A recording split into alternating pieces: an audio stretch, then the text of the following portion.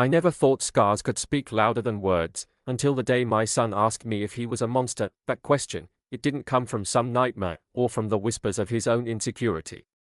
It came from another child.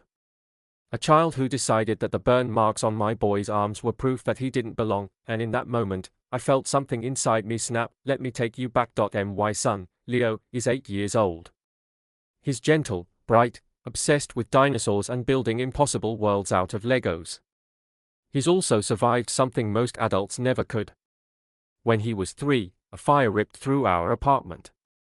His mother, my wife, Elena, never made it out. But Leo did. He carries the proof on his skin, scars across his arms and chest.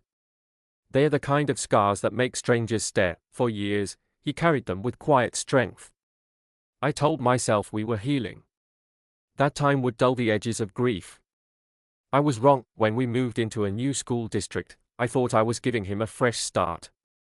What I didn't realize was that children can be more brutal than fire. At first it was whispers. Avoiding him at lunch. Refusing to sit next to him in class. But then one boy, his name was Mason, turned that cruelty into a sport. One night, as I helped Leo with math homework, he looked at me and whispered, "Dad, am I a monster?" The pencil slipped out of my hand.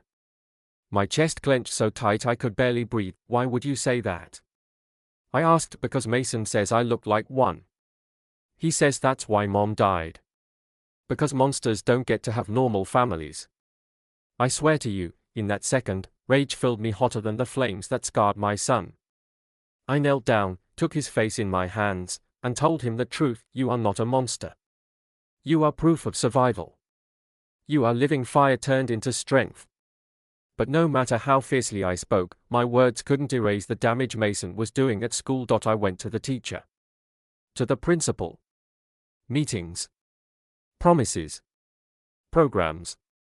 Empty phrases like restorative justice. And still, the bullying got worse. The breaking point came the day Leo came home with his favorite t-shirt ripped to shreds. Mason had grabbed it on the playground, sneering, "Monsters don't deserve nice things." That night, after Leo cried himself to sleep, I made a decision. The school wouldn't protect him. So I would. I found Mason's family address. Early Saturday morning, I drove across town with one purpose, to make his father understand exactly what his son was doing. The house looked tired. Overgrown grass. A pickup truck rusting in the driveway. I was ready for a confrontation, shouting, denial, maybe even fists. What I got instead was something I will never forget. The door opened, and standing there was a man maybe in his 40s. His hair already graying, his shoulders heavy with exhaustion. And then I saw it, scars crawling up his hands, disappearing beneath his sleeves. "Yes," he asked cautiously, "you Mason's father?" "I am. Name's Gabriel." "And you are?" I introduced myself. Told him why I was there. How his son was destroying mine. How Leo was breaking under words that cut deeper than flames ever could. I expected anger. Excuses. But Gabriel's face went pale. His voice shook as he whispered, "He calls your boy a monster? Because of scars?" "Yes," I snapped. "Burned scars. From the fire that killed his mother." Gabriel staggered back as though I'd struck him. His eyes locked on me, wide with recognition. "Please," he said, almost desperate. "Can I see them?" I didn't understand. "See what?" "Your son's scars." Suspicion twisted my gut. But something in his voice, pleading, broken, made me pull up a photo on my phone. Leo at the beach. His arms bare, the scars etched like maps across his skin. Gabriel's hands began to shake. His breath came ragged. And then he whispered words that froze my blood. "I know those scars." My heart hammered. "What do you mean, you know them?" He looked at me, eyes glistening with a grief I recognized all too well. 5 years ago. George Street Apartments.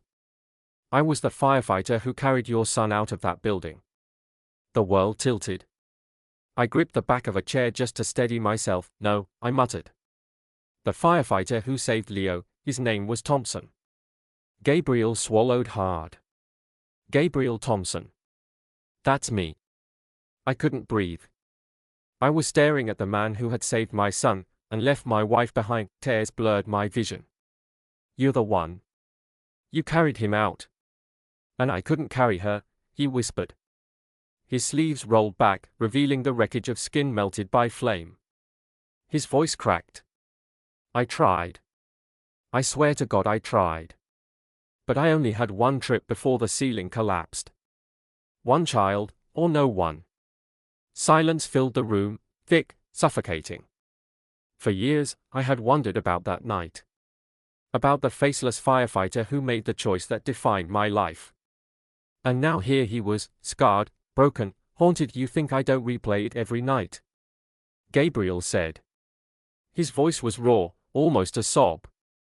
I saved your boy, but I condemned your wife. And my own family fell apart after that. My wife left. Mason hates me. And I hate myself. My anger drained, replaced by something heavier. Understanding. You didn't condemn her, I said quietly. You saved the only life that could be saved. The chief told me later, Elena had already collapsed from smoke. She wouldn't have made it out. But Leo was still breathing. You gave me back my son. Gabriel covered his face with his hands. His body shook with the kind of guilt that corrodes a soul. Then why can't I forgive myself? I stepped closer. Because you've been carrying my grief along with your own. Let me carry mine. You saved him. That's the truth. We stood there, two fathers broken by the same fire. One who lost a wife, one who lost himself, and then it hit me, the cruel irony. The boy who had been tormenting my son was the son of the man who had saved him. Mason had been lashing out at Leo, never knowing the scars he mocked were proof of his own father's heroism. That revelation changed everything. I stayed that morning. I watched Gabriel call Mason into the living room. I listened as he told his son, maybe for the first time, about the fire. About the child he saved. About the woman he couldn't reach.